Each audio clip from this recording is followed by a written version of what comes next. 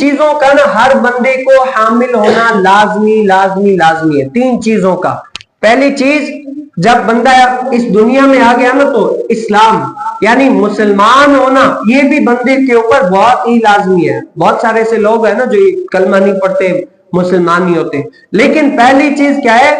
بندے کو ایمان قبول کرنا، مسلمان ہونا، کلمے کے اوپر گامزن ہونا، یہ بھی بہت بڑی نعمت ہے بندے کے لیے.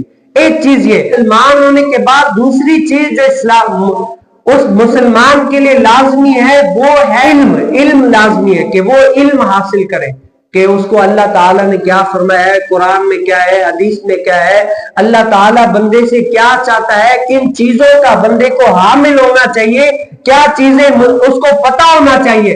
دوسری چیز اس کے پاس علم ہونا، علم کا حامل ہونا یہ بھی ضروری ہے. اور تیسری چیز، علم جب آ گیا، کلمہ پڑھ لیا، علم حاصل کر لیا، علم کے بعد اس کو عمل کرنا لازمی ہے.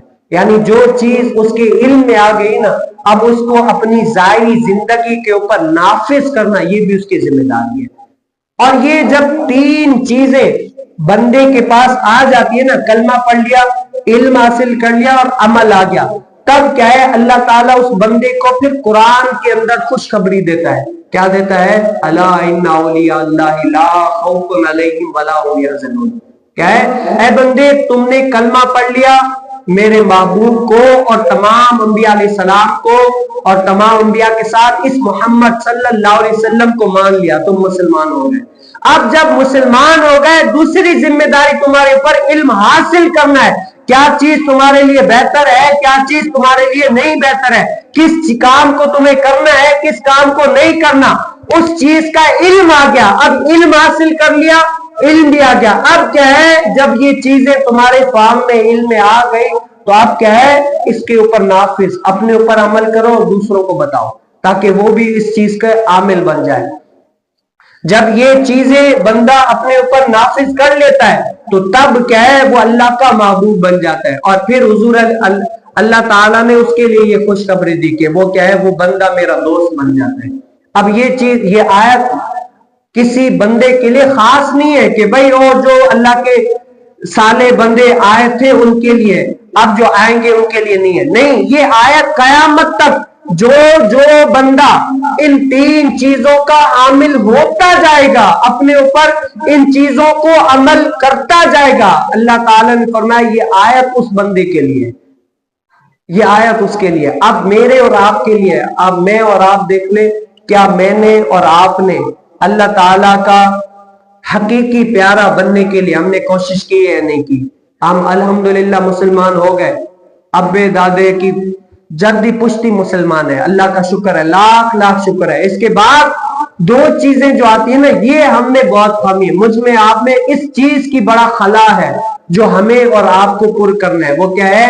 ایک تو علم جو ضروری ہے، علم بھی حاصل کریں، دوسرا علم کے ساتھ عمل بھی لازمی ہے.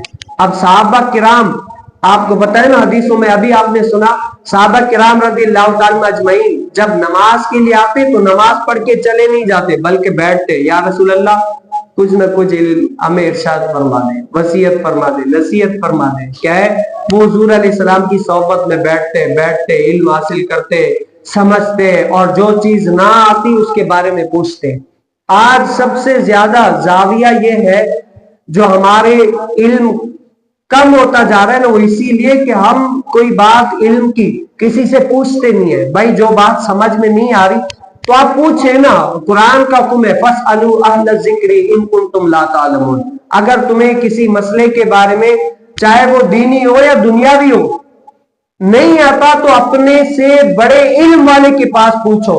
اور غوث اعظم رحمت اللہ تعالی علیہ فرماتے ہیں کہ میں علم سیکھتا گیا، سکھاتا گیا، پوچھتا گیا، بتاتا گیا، حتیٰ کہ میں قطبیت کے درجے پر فائز ہو گیا.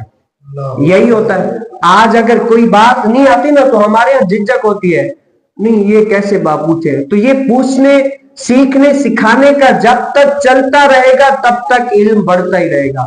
اللہ تعالیٰ سے دعا ہے کہ مجھے اور آپ کو بھی اللہ تعالیٰ علم دین سیکھنے کی توفیق نصیب